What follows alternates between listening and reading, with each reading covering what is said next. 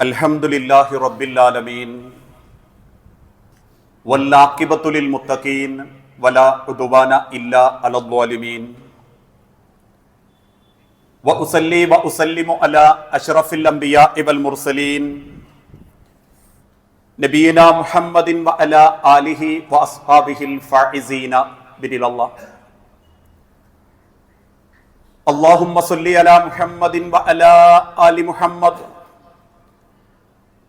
كما صليت على إبراهيم وعلى آل إبراهيم وبارك على محمد وعلى آل محمد كما باركت على إبراهيم وعلى آل إبراهيم إنك حميد مجيد. أعوذ بالله من الشيطان الرجيم. بسم الله الرحمن الرحيم.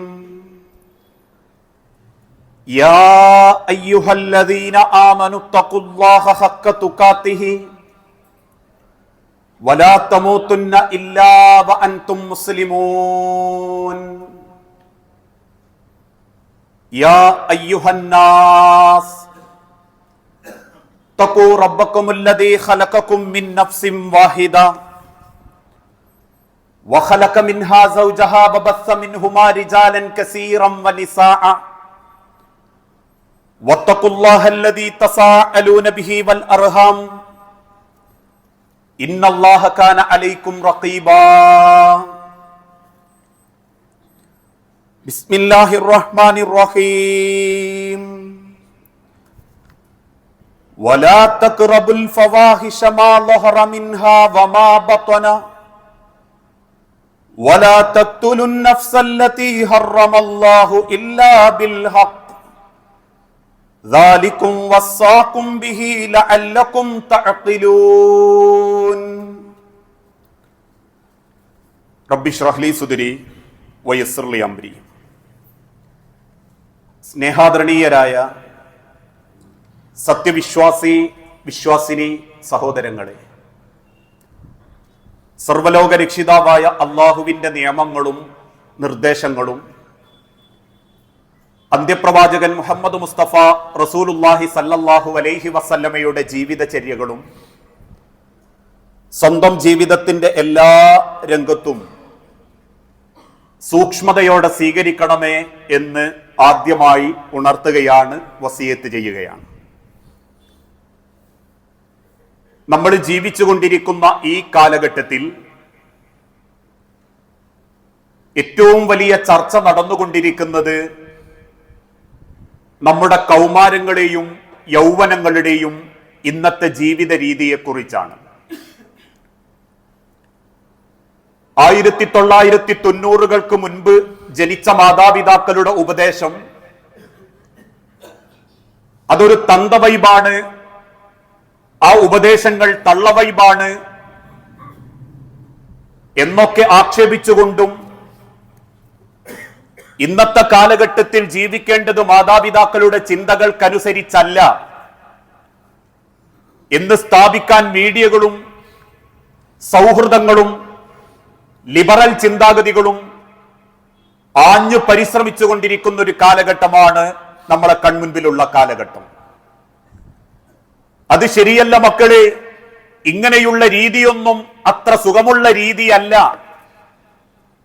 ഒരുമിച്ചൊരാണിന്റെ കാലിന്റെ ഇടയിൽ നിന്ന് സംസാരിക്കലും അവന്റെ തോളത്ത് തലകാഴ്ച വെച്ച് കിടക്കലും ആണും പെണ്ണും കൈകോർത്ത് പിടിച്ച് ആർത്തുല്ലസിക്കലുമൊന്നും അത്ര ശരിയല്ല മക്കളെ എന്ന് പറഞ്ഞാൽ അവരൊക്കെ ഒരു കാലഹരണപ്പെട്ട, ജീവിതത്തിൽ ഒന്നും കണ്ടെത്താനാവാത്ത വിവരദോഷികളായ രക്ഷിതാക്കളുടെ വൈബായിട്ടാണ് ഇന്ന് പലരും ആ രക്ഷിതാക്കളെ അവതരിപ്പിച്ചുകൊണ്ടിരിക്കുന്നത്. അതുകൊണ്ട് തന്നെ അതീവ ജാഗ്രതയോടെയും സൂക്ഷ്മതയോടെയും മുൻപോട്ടു പോകാൻ ഇന്നത്തെ രക്ഷിതാക്കൾക്കും ഇന്ന് വളർന്നുകൊണ്ടിരിക്കുന്ന കൗമാരങ്ങൾക്കും യൗവനങ്ങൾക്കും സാധിച്ചിട്ടില്ലെങ്കിൽ വലിയ അപകടത്തിലേക്കാണ് ഇന്ന് വളർന്നുകൊണ്ടിരിക്കുന്ന തലമുറ നീങ്ങിക്കൊണ്ടിരിക്കുന്നത് എന്ന് തീർച്ചയായും അവർക്ക് അല്പകാലം കൊണ്ട് തിരിച്ചറിയാൻ സാധിക്കും. അത്രയേറെ വിഷങ്ങളാണ് ഇന്ന് മക്കളുടെ മനസ്സുകളിൽ മീഡിയകളും അല്ലാത്ത ചില ചിന്താധാരകളും കുത്തിവെച്ചുകൊണ്ടിരിക്കുന്നത്. ഒരിക്കലും വിവാഹത്തിന് നിൽക്കരുത്, വിവാഹ സംബന്ധമായ ബാധ്യതകൾ ഏറ്റെടുക്കരുത്, മറിച്ച് സ്വന്തം കാലിൽ നിന്ന് പഠിച്ച് ഒരു ജോലി നേടി ആണിനെ ഭരിക്കുന്ന ഒരു മനോഭാവത്തിലേക്ക് പെണ്ണെന്ന കുടുംബമെന്ന ബാധ്യതകൾ ഉപേക്ഷിച്ച് ഒരു പൂവിൽ നിന്നും മധു നുകർന്ന് മറ്റു പൂവ് തേടിപ്പോകുന്ന ഒരു ചിത്രശലഭത്തെ പോലെയാകണമെന്ന് ആണിനോടും ഇന്ന് സമൂഹത്തിലെ മീഡിയകളും ചില ലിബറൽ ചിന്തകളും അവരുടെ മനസ്സുകളിലേക്ക് കുത്തിവെച്ചുകൊണ്ടിരിക്കുകയാണ്. നമ്മുടെ ബോഡിയും നമ്മളുടെ ജീവിതവും നമ്മളുടേത് മാത്രമാ. My body my choice. അതുകൊണ്ട് സ്വന്തം ഇഷ്ടത്തിനനുസരിച്ച് ജീവിക്കണം. ഇനി അഥവാ ഒരു കുടുംബത്തിന്റെ സുഖം കിട്ടണമെങ്കിൽ അതിന് വെറുതെ പള്ളിയിലെ മൗലവിമാരൊക്കെ പറയുന്നത് പോലെ ഒരു കല്യാണം കഴിക്കല്, അല്ലെങ്കിൽ ഏതെങ്കിലും അമ്പലത്തിൽ ചെന്ന് താലി ചാർത്തല്, ഇതൊന്നും വേണ്ട.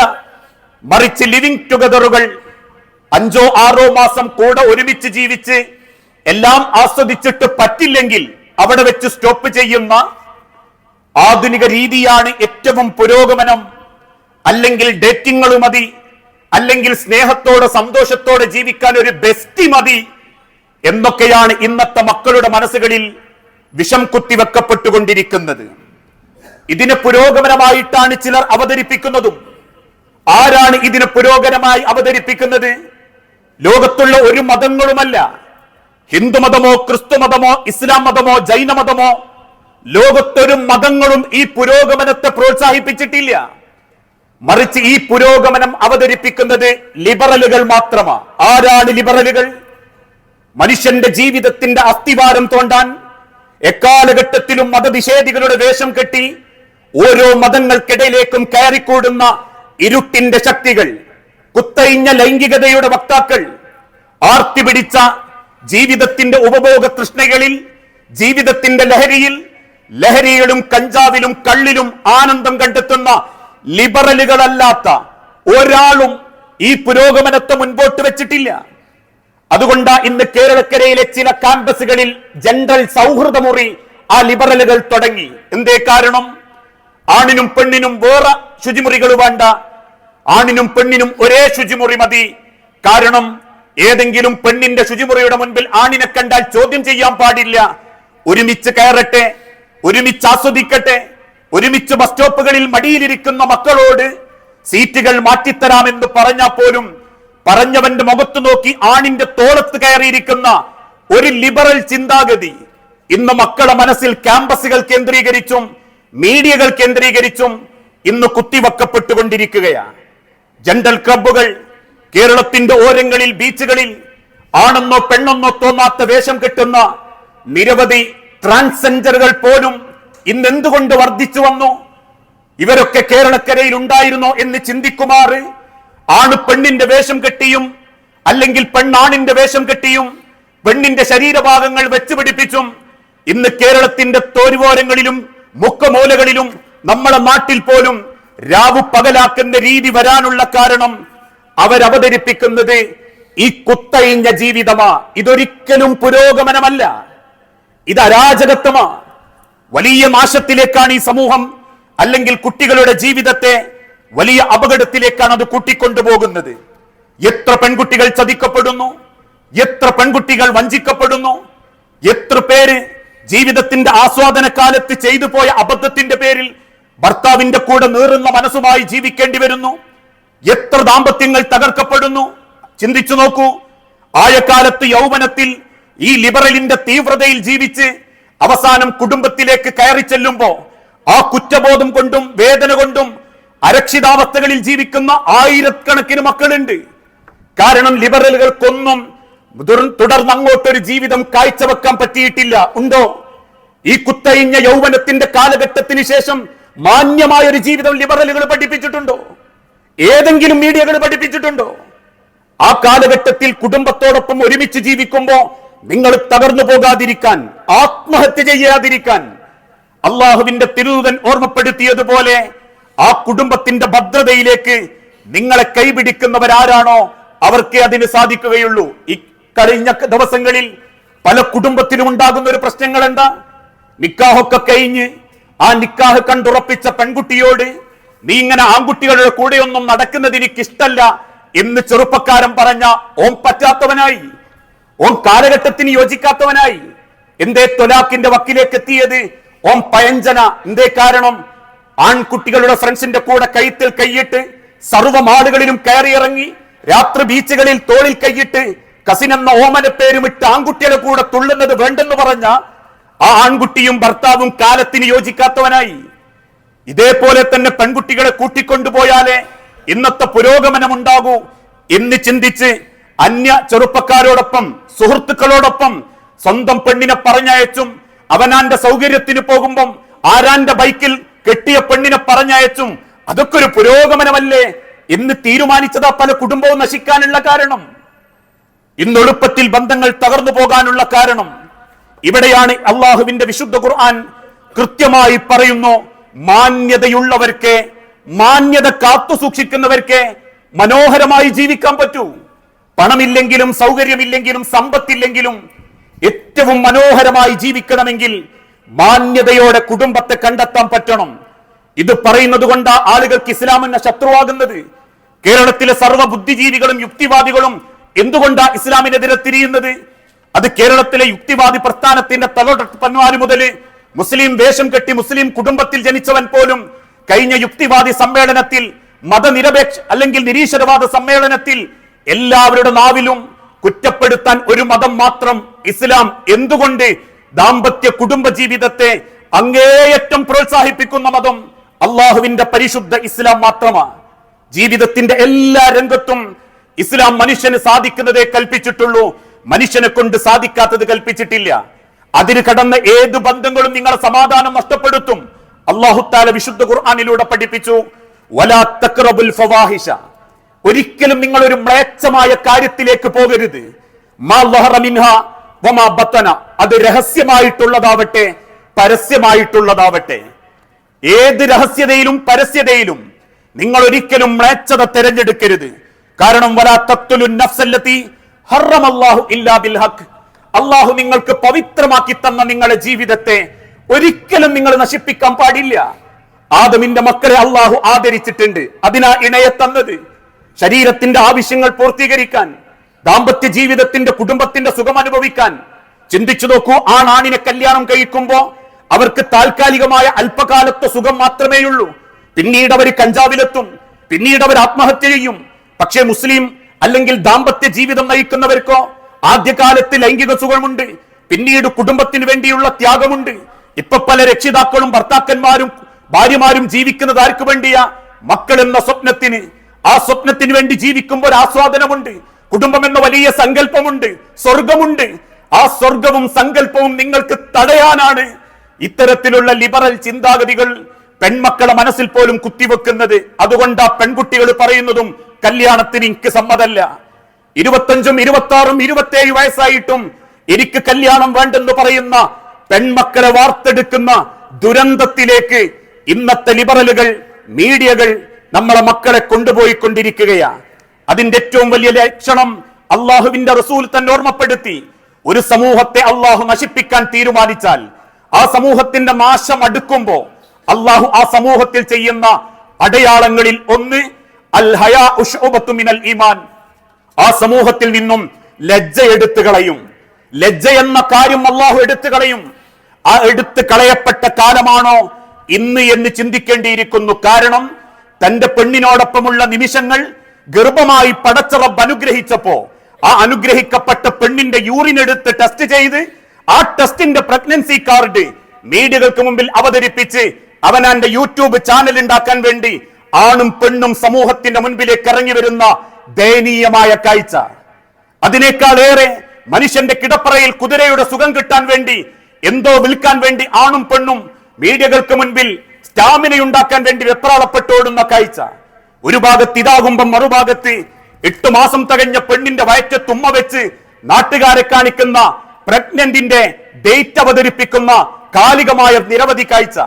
വിവാഹത്തിന്റെ മുൻപ് പോലും നിക്കാഹ് നടക്കാതെ ആണിനെയും പെണ്ണിനെയും കൂട്ടിക്കൊണ്ടുപോയി ബീച്ചുകളിൽ ചുണ്ടോട് ചുണ്ട് ചേർത്ത് ലിപ്സ്റ്റിക് ചെയ്യുന്ന അല്ലെങ്കിൽ ലിപ് ലോക്ക് ചെയ്യിപ്പിക്കുന്ന രംഗങ്ങൾ ക്യാമറമാനും കണ്ടു നിൽക്കുന്ന 100 പേരെയും നാണം കെടുത്തി ആ ലിപ് ലോക്ക് പകർത്തി സേവ് ദി ഡേറ്റും അതിനേക്കാളും വലിയ റീൽസും ഇറക്കി നാട്ടുകാർക്ക് മുൻപിൽ അവനാന്റെ ലജ്ജ വിളംബരം ചെയ്യുന്ന ലജ്ജയില്ലായ്മ കാണിക്കുമ്പോ കണ്ടു രസിക്കാനും ആസ്വദിക്കാനും മനുഷ്യർക്ക് മടിയില്ലാതായിക്കൊണ്ടിരിക്കുന്ന ഒരു കാലഘട്ടം. ഒരു ജനതയെ അള്ളാഹു നശിപ്പിക്കാൻ തീരുമാനിച്ചാൽ ആ ജനതയിൽ അള്ളാഹ് ആദ്യം എടുത്തു കളയുന്നത് ലജ്ജയായിരിക്കും. എന്തും കാണാം, എന്തും കേൾക്കാമെന്നൊരു ചിന്ത. ഈ ഒരു അവസ്ഥയിൽ നിന്ന് ജീവിതത്തിലേക്ക് കൃത്യമായ ഒരു കുടുംബ ബന്ധ സംവിധാനം നമുക്കും നമ്മളെ മക്കൾക്കും കൊണ്ടുവരാൻ സാധിച്ചിട്ടില്ലെങ്കിൽ വലിയ പ്രത്യാഘാതങ്ങളായിരിക്കും ഈ സമൂഹം ഭാവിയിൽ നേരിടേണ്ടി വരിക. ഈ ഒരു വിശ്വാസവും രീതിയും ലിബറൽ ചിന്താഗതിയും ലോകത്തേറ്റെടുത്തതിന്റെ പേരിൽ ഇപ്പോഴും രാജ്യം രക്ഷപ്പെടാതെ, സമൂഹം രക്ഷപ്പെടാതെ ജീവിക്കുന്ന നിരവധി യൂറോപ്യൻ രാജ്യങ്ങൾ നമ്മൾക്ക് കാണിക്കപ്പെടുമ്പോ അള്ളാഹു വിശുദ്ധ ഖുർആനിലൂടെ പഠിപ്പിച്ചു, നിങ്ങൾക്ക് സമാധാനം വേണോ, നാടിന് സ്വൈര്യം വേണോ, എങ്കിൽ സമാധാനമുള്ള ഒരു കുടുംബ ജീവിതം നയിക്കണം. വമിൻ ആയാതിഹി അൻ ഖലഖലകും മിൻ അൻഫുസികും അസ്വാജൻ ലിതസ്കുനു ഇലൈഹാ. അള്ളാഹു കുടുംബത്തിലൂടെ നിങ്ങൾക്ക് വീതിച്ചു നൽകുന്നത് സമാധാനം മാത്രമായിരിക്കും. അതുകൊണ്ട് അവിശുദ്ധ ബന്ധങ്ങൾ, അവിശുദ്ധ കൂട്ടുകെട്ടുകൾ മക്കൾ ഉപേക്ഷിക്കാൻ തയ്യാറാവണം. അതേത് കാലഘട്ടത്തിലുള്ള കൂട്ടുകെട്ടാണെങ്കിലും ഒരു സൗഹൃദം കൊണ്ട് എനിക്ക് ആഖിറത്തിലേക്ക് ഒരു ഗുണമില്ലെങ്കിൽ ആ സൗഹൃദത്തെ ഉപേക്ഷിക്കാൻ മക്കൾ തയ്യാറാവണം. അതാണെങ്കിലും ശരി, പെണ്ണാണെങ്കിലും ശരി. ഇന്ന് കൂടെ കൂടുന്ന പല സൗഹൃദങ്ങളും കൂടെ ചേർന്ന് സപ്പോർട്ട് ചെയ്യുമ്പോ, അവരെ ബെസ്റ്റികളായി അവതരിപ്പിക്കുമ്പോ, അവര് നൽകുന്ന പിന്തുണയുടെ പേരിൽ പലപ്പോഴും നിങ്ങൾ മാനമുട്ട വളർന്നു എന്ന് ചിന്തിക്കുമ്പോ കുടുംബത്തിൽ ആളുകൾക്ക് മുൻപിൽ ഇങ്ങനെയുള്ള സൗഹൃദങ്ങൾ ഉണ്ട് എന്ന ഫലത്തിൽ കുടുംബക്കാരെ പോലും വെല്ലുവിളിച്ച് ജനിപ്പിച്ച മാതാപിതാക്കളെ കണ്ണീര് കുടിപ്പിച്ച് ജീവിക്കുമ്പോ അറിയേണ്ട ഒരു വാക്ക് റസൂല് പഠിപ്പിച്ചിട്ടുണ്ട്. ഈ ചേർന്ന് നിൽക്കുന്നവരാരും നിങ്ങളുടെ കൂടെയുണ്ടാവാത്തൊരു ദിവസമുണ്ടാകും. ഏത് സമയത്തും നിങ്ങളോട് യാത്ര ചോദിച്ച് നോ പറഞ്ഞ് ഗുഡ് ബൈ പറഞ്ഞു പോകാനുള്ളവരാ ബെസ്റ്റികളാണെങ്കിലും ഏത് സൗഹൃദങ്ങളാണെങ്കിലും. കാരണം അവർക്ക് എപ്പോഴും നിങ്ങളെ വിട്ടുപോകാം. നിങ്ങളുമായിട്ടൊരു ബാധ്യതയും അവർക്കില്ല, നിങ്ങൾക്ക് അവരുമായിട്ടൊരു കരാറുമില്ല. എങ്കിൽ കരാറുള്ള ഒരു കൂട്ടർ നിങ്ങളുടെ ജീവിതത്തിൽ ഉണ്ടാകും. ആരാണവർ? നിങ്ങളുടെ ഭർത്താക്കന്മാർ, നിങ്ങളുടെ ഭാര്യമാർ, അതിൽ ജനിച്ച മക്കൾ. ജീവിതത്തിൽ ആ ബാധ്യതയും കരാറും റബ്ബിന് വേണ്ടി സ്നേഹിക്കുമ്പോ തുടർന്ന് അങ്ങോട്ട് നിങ്ങളുടെ ജീവിതം മനോഹരമാക്കാൻ അവർക്ക് സാധിക്കും. അല്ലാത്ത മറ്റേത് അവിശുദ്ധ സൗഹൃദങ്ങളും മൂന്നാമനായി പിശാചുണ്ടാകുമെന്ന് അള്ളാഹുവിന്റെ ഹബീബ നബി തങ്ങൾ ഓർമ്മപ്പെടുത്തി. ലാ യഖ്ലുവന്ന റജുലുൻ ബിംറഅത്തിൻ ഇല്ലാ കാന സാലിസുഹ ശൈത്വാൻ. ഒരാണും ഒരു പെണ്ണും ഒറ്റക്കാകുന്നുണ്ടെങ്കിൽ മൂന്നാമനായി അവിടെ പിശാച് കടന്നു വരും. രക്തബന്ധമോ അംഗീകരിക്കപ്പെട്ട മഹറമോ അല്ലെങ്കിൽ ഞാനത് തൊടാനും എന്റെ മടിയിൽ കിടത്താനും തോളിൽ കൈയിടാനും അവിടെ ശരീരഭാഗങ്ങൾ എന്റെ ശരീരത്തിൽ സ്പർശിക്കാനും അവകാശമില്ലെന്ന് ബോധ്യപ്പെടുന്ന ഒരു ബന്ധമല്ലെങ്കിൽ അവിടെ മൂന്നാമനായി ശൈത്താൻ വരും. ആസ്വദിപ്പിക്കാൻ ശൈത്താൻ മാർഗം കണ്ടെത്തും. അതുകൊണ്ട് വിവാഹപ്രായം എത്തിയിട്ടുണ്ടോ?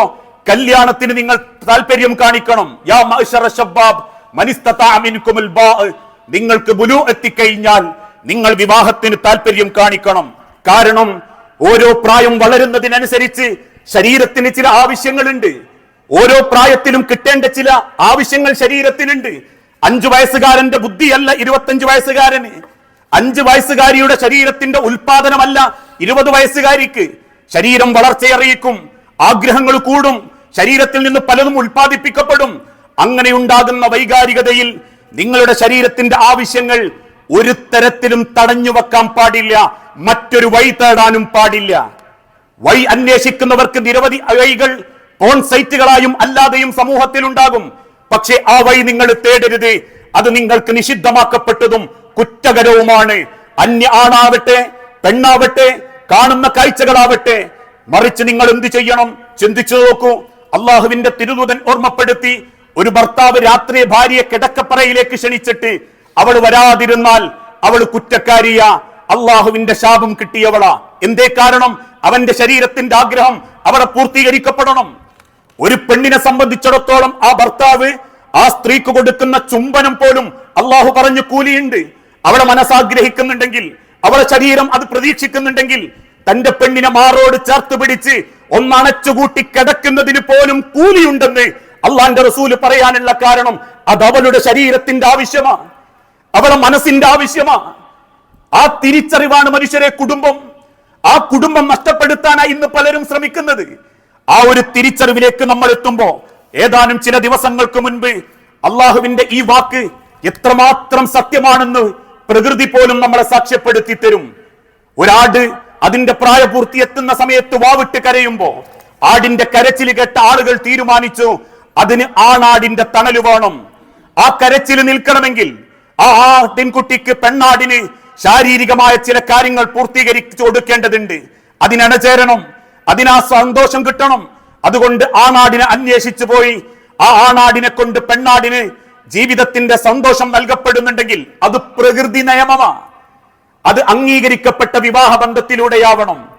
ഏതാനും ചില ദിവസങ്ങൾക്ക് മുൻപ് ഇതുപോലെ ഒരാളുടെ കൂടെ യാത്ര ചെയ്ത് ഒരു വീട്ടിലെത്തിയപ്പോ ഒരു പാത്രത്തിൽ ഒരു മത്സ്യം മാത്രം കിടക്കുന്നത് കണ്ടു.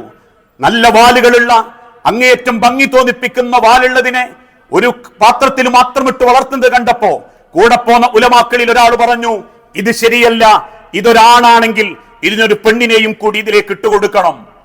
ആ പെണ്ണിനെ വാങ്ങി ഇട്ട സമയത്ത് അതുവരെ ഒറ്റക്കിരുന്നിരുന്ന ആണ് പെണ്ണിന്റെ പിന്നാലെ പരക്കം പായുകയും പിന്നീട് മാസങ്ങൾക്കുള്ളിൽ 12 മക്കളായിട്ട് ആ കുടുംബം വളരുന്നുണ്ടെങ്കിൽ കുടുംബമാ മനോഹരം.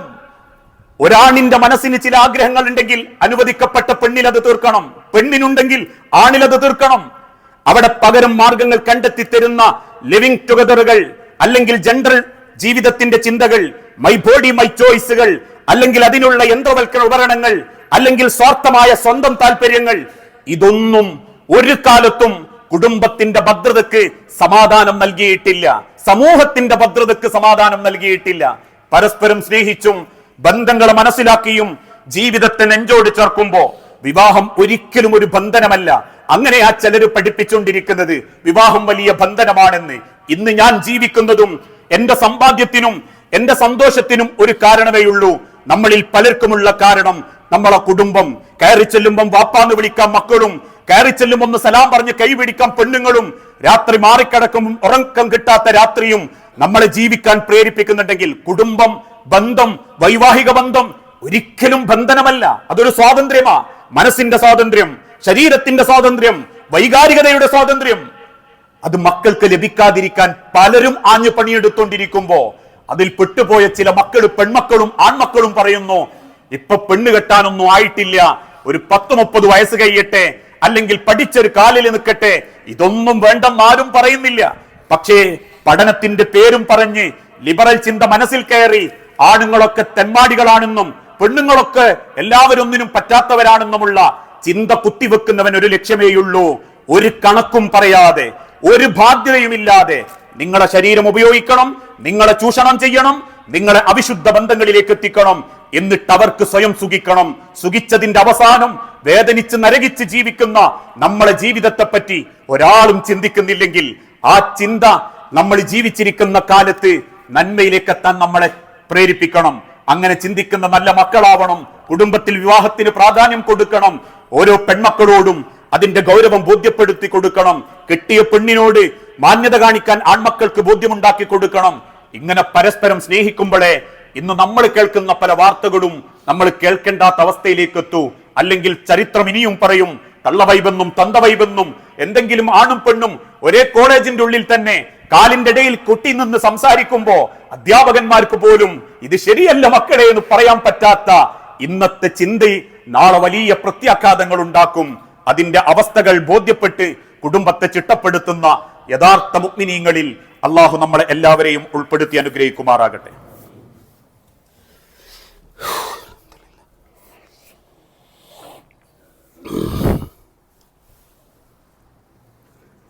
അൽഹംദുലില്ലാഹ് വസ്സലാത്തു വസ്സലാമു അലാ റസൂലിൽ അമീൻ വഅലാ ആലിഹി വഅസ്ഹാബിഹി അജ്മഈൻ അമ്മാ ബഅദ്. യാ അയ്യുഹന്നാസ് ഉസീകും സാനിയം ബിതഖ്വല്ലാഹ്. ജീവിതത്തിന്റെ ഒരു രംഗത്തും അള്ളാഹുവിനെ മറന്നു പോകരുതേ എന്ന് എന്നോടെന്ന പോലെ നമ്മളിൽ ഓരോരുത്തരോടും വസിയത്ത് ചെയ്യുകയാണ്, ഉപദേശിക്കുകയാണ്. കഴിഞ്ഞ ആഴ്ച സൂചിപ്പിച്ചതുപോലെ സ്വർഗം നേടിത്തരുന്ന ഏറ്റവും എളുപ്പമായ കർമ്മങ്ങളെക്കുറിച്ച് വിശദീകരിക്കപ്പെട്ട സ്ഥലത്ത് പ്രവാചകൻ സല്ലല്ലാഹു അലൈഹി വസല്ലമ ഓർമ്മപ്പെടുത്തിയ ഒരു കാര്യം, മൻ കാനലുഹു സലാസു ബനാത്തിൻ, ഒരാൾക്ക് 3 പെൺമക്കൾ ഉണ്ടാവുകയും യുവീഹിന്ന, ആ പെൺമക്കളെ അവൻ ഏറ്റവും നല്ല അഭയത്തോടു കൂടി സംരക്ഷിക്കുകയും പരിഗണിക്കുകയും ചെയ്തു. അഭയം കൊടുക്കുക എന്നുള്ളതിന്റെ അർത്ഥം ആൺപെൺ വേർതിരിവുകൾ കാണിക്കാതെ അവനവന്റെ സ്നേഹത്തിലും അവനവന്റെ എല്ലാ ഇടപെടലുകളിലും ആ ഒരു അഭയം പെൺമക്കൾക്ക് കൊടുക്കുകയും വയക്ഫീഹിന്ന, മാന്യമായിട്ട് അവരെ പോറ്റുകയും ചെയ്തു. ഇന്ന് ഇത് കേൾക്കുമ്പോൾ നമ്മളിൽ പലരും ചോദിക്കാറുണ്ട്, നമ്മളൊക്കെ നമ്മളുടെ പെൺമക്കളെ മാന്യമായിട്ടല്ലേ പോറ്റുന്നത് എന്ന്. പക്ഷേ വയക്ഫീഹിന്ന എന്ന പ്രയോഗത്തിന് ഉലമാക്കൾ കൊടുത്ത മറുപടി, ആവശ്യമുള്ളത് വാങ്ങിക്കൊടുത്തും ഉടുപ്പിച്ചും എല്ലാ വലിയ സൗകര്യങ്ങളുമുള്ള വിദ്യാഭ്യാസം നേടിക്കൊടുക്കലും അതല്ല ജീവിതത്തിൽ പെൺമക്കളെ പോറ്റുക എന്നതിനെ കൊണ്ടുള്ള ഉദ്ദേശം. അതിന്റെയൊക്കെ മേലെ ഒന്നാമതായിട്ടുണ്ടാകേണ്ടത് ദീനീ ചിട്ടയിൽ ആ പെൺമക്കളെ വളർത്താൻ വാപ്പ ശ്രദ്ധിക്കുകയും ചെയ്തു എന്നുള്ളതാണ്.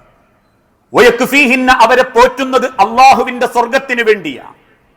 ജാഹിലിയ കാലഘട്ടത്തിൽ പെൺമക്കൾ ജനിച്ചതോടെ ആ പെൺമക്കളെ മറ്റുള്ള ആളുകൾ ഉപയോഗിക്കുമെന്നോ ഭയം കൊണ്ട് കൊന്നുകളഞ്ഞിരുന്ന ഒരു ജനതയിൽ നിന്ന് ആ പെൺമക്കളെ കൊണ്ട് നിങ്ങൾക്ക് അള്ളാഹുവിന്റെ സ്വർഗത്തിൽ പടച്ചോന്റെ ഏറ്റവും ഉന്നത സ്ഥാനത്തെത്താമെന്ന് പഠിപ്പിച്ച ചരിത്രം. വയക്ഫീഹിന്ന, ആ പെൺമക്കളെ നിങ്ങൾ ദീനീ ചിട്ടയിൽ കൃത്യമായി വളർത്തുകയും ചെയ്തു. വയർഹമുഹുന്ന, അവരോട് നിങ്ങൾ കാരുണ്യം കാണിച്ചു. പെണ്ണല്ലേ എന്ന് കരുതി ഒരു അവജ്ഞതയോടെ തള്ളിക്കളയുകയോ ആണിനെക്ക് ഉപകാരപ്പെടുമെന്ന് ചിന്തിക്കുകയോ ചെയ്യാതെ ജീവിതത്തിൽ സമ്പാദ്യത്തിലും ചെലവഴിക്കലിലും നിങ്ങൾ ആ പെൺമക്കളോട് കാരുണ്യത്തോടെ പെരുമാറുകയും ചെയ്താൽ ഫഖദ് വജബത് ലഹുൽ ജന്ന, ആ മാതാപിതാക്കൾക്ക് റബ്ബ് സ്വർഗം നിർബന്ധമാക്കി. ആ മാതാപിതാക്കൾക്ക് അല്ലാഹു സ്വർഗം നിർബന്ധമാക്കി. ഇത് കേട്ടപ്പം 2 പെൺമക്കൾ മാത്രമുള്ള ഒരു സ്വഹാബി ചോദിച്ചു, റസൂലേ, പെൺമക്കൾ 2 ആളെ ഉള്ളെങ്കിലോ? തിരുദൂതൻ പുഞ്ചിരിയോടെ പറഞ്ഞു, ഫഖദ് വജബ, അവനും നിർബന്ധമാക്കി. ഇതിനർത്ഥം പെൺമക്കൾ ഇല്ലാത്തവർക്കൊക്കെ സ്വർഗമില്ല എന്ന അർത്ഥത്തിലല്ല. പെൺമക്കൾ അള്ളാഹു നൽകുന്ന ഏറ്റവും പവിത്രമായ സൃഷ്ടികളാണെന്നും അവരാണ് സ്വർഗത്തിൽ അള്ളാഹു തആലയുടെ അല്ലെങ്കിൽ അള്ളാഹു ഓർമ്മപ്പെടുത്തിയതുപോലെ സ്വർഗത്തിന്റെ 8 കവാടങ്ങൾ അള്ളാഹ് തുറന്നു കൊടുക്കുന്നത് ഭർത്താവിന്റെ തൃപ്തിയോടെ മരിച്ച സ്ത്രീകൾക്കാണെന്നും സ്വർഗം പോലും ഒരു ഉമ്മയായ പെണ്ണിന്റെ കാൽച്ചുവട്ടിലാണെന്നുമൊക്കെ അള്ളാഹു വിശദീകരിക്കാനുള്ള കാരണം അവർക്ക് ദുനിയാവിൽ നിന്ന് അള്ളാഹുവിനെ കണ്ടുമുട്ടാൻ പോകുമ്പം പടച്ചോനെയും കൂടി ഒരു ബോധം ഉണ്ടാക്കി കൊടുക്കണം എന്നുള്ളത് കൊണ്ടാണ്. അങ്ങനെ ഒരു ബോധമുള്ള പെൺമക്കളാണെങ്കിൽ ആ കുടുംബം ഏറ്റവും മനോഹരമാകും, തലമുറകൾ നന്നാവും.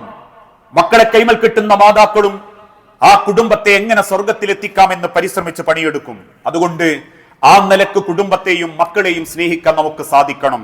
മറ്റൊരു വിഷയം കൂടി, ഇന്ന് ഡിസംബർ 6 മതേതര ഭാരതത്തിന്റെ ജീവിതത്തിൽ ഏറ്റവും വലിയ മതേതരത്വത്തിന് വർഗീയതയുടെ കടിഞ്ഞാൺ അല്ലെങ്കിൽ വർഗീയതയുടെ പടവാള് വെട്ടപ്പെട്ട ദിവസം. ഇന്ത്യ മഹാരാജ്യത്തെ മതേതരത്വവും ജീവിതത്തിന്റെ പരസ്പര സ്നേഹവും തകർക്കപ്പെട്ട ഈ ദിവസം ഇന്നും ഇന്ത്യ മഹാരാജ്യത്തെ പല ചരിത്രത്തിന്റെ പിന്നിലും പല പള്ളികൾക്കടിയിലും പ്രതിഷ്ഠകൾ ഉണ്ടാക്കാനും ആ പള്ളികൾ മാന്തിയെടുത്ത് നശിപ്പിക്കാനും ഫാസിസം ചിന്തകൾ മെനയുമ്പോൾ പ്രാർത്ഥനയുള്ളൂ ഇനി നമ്മളെ കയ്യിൽ. അവിശുദ്ധമാക്കപ്പെടുന്ന അല്ലെങ്കിൽ ഫാസിസത്തിന്റെ ക്രൂരമായ കൈകളിൽ നിന്ന് നമ്മളെ വിശ്വാസത്തെയും നാടിനെയും തോളോട് തോൾ ചേർന്ന് ഹിന്ദുവും മുസൽമാനും ക്രിസ്ത്യനും ഒരുമിച്ച് ജീവിച്ചിരുന്ന ഭാരതത്തിന്റെ ഏറ്റവും വലിയ ഐക്യകണ്ഠത ബോധ്യപ്പെടുത്തി കൊടുക്കാൻ എനിക്കയ്യിൽ പ്രാർത്ഥനയേയുള്ളൂ. ആ പ്രാർത്ഥന ഓരോ വക്തിനും മറക്കാതെ നമുക്ക് ചെയ്യാൻ സാധിച്ചിട്ടില്ല എങ്കിൽ ഇന്ന് നമ്മൾ നെറ്റി ചേർത്ത് വെക്കുന്ന പല ആരാധനാലയങ്ങളും സ്വന്തത്തിലേക്ക് ചേർക്കാൻ വേണ്ടി പല കള്ളത്തരങ്ങളും ഇനിയും മെനഞ്ഞുണ്ടാക്കിയേക്കാം.